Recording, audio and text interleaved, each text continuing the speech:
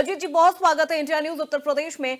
सबसे पहले सवाल तो यही है कि आज जिस तरह से सीएम योगी आदित्यनाथ ने सदन में विपक्ष की बखिया उधेड़ के रख दी है, उन्होंने 1947 से लेकर अब तक के जितने दंगे विपक्ष के सरकार के दौरान हुए, एक एक करके उन्होंने सबकी फहरिस्त लाके सामने रख दी है और यह भी कहा है कि जब हिंदुओं का त्योहार होता है, जब हिंदुओं की शोभा यात्रा होती है, तब मुस्लिम इलाकों से निकालने में इतनी सुरक्षा व्यवस्था की जरूरत आखिर क्यों पड़ जाती है। और जय श्री राम के नारे को लेकर भी उन्होंने कहा कि इसे आप उत्तेजना क्यों मानते हैं, इसे आप अलग तरीकों से क्यों लेते हैं। ये तो एक हमारी सनातन परंपरा है, ये तो हमारा विश्वास है, जय श्री राम का ये नारा।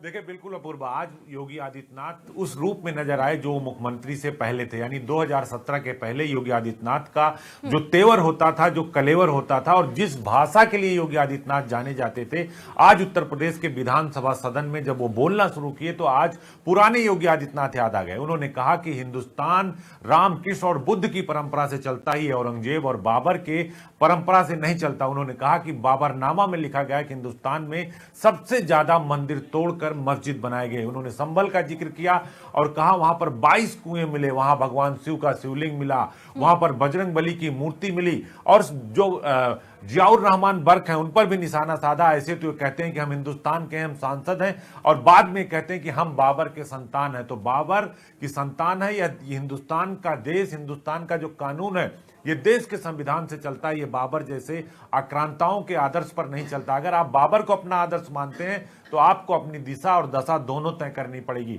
योगी आदित्यनाथ ने विपक्ष को जमकर कटघरे में खड़ा किया और एक तरीके से धुआंधार तरीके से विपक्ष को आड़े हाथे लिया। उन्होंने कहा कि अगर आप मुस्लिम त्योहार पर जो है मुस्लिम का जो जुलूस है मुस्लिम संप्रदाय का वो हिंदुओं के इलाके से निकलता है, तो हिंदुओं के त्योहार में मुस्लिम इलाके से अगर जुलूस निकलता है तो आपको कोई आपत्ति नहीं होनी चाहिए। उन्होंने कहा कि ये देश जो है संविधान से चलता है, ये देश सनातन का और सनातन सबसे पुरातन है। सबसे पहले कौन आया, एक एक करके उन्होंने 1947 से लेकर 1978 का जिक्र किया कि 184 हिंदुओं की हत्या की गई, उन्हें जिंदा जलाया गया।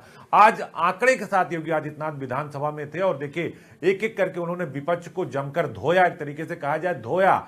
और उन्होंने कहा कि देखिए अब ऐसा चलने वाला नहीं है साहब, और हमें किसी बाबर, किसी औरंगजेब की जरूरत नहीं है। हम अपना पूरा जीवन हर हर महादेव, जय श्री राम और राधे राधे कहकर काट लेंगे। हमें किसी संप्रदाय, किसी धर्म की जरूरत नहीं है। हमारा सनातन सबसे पुरातन है और उसे ही हम मानते हैं। उन्होंने आज जमकर लताड़ा और इस बात को भी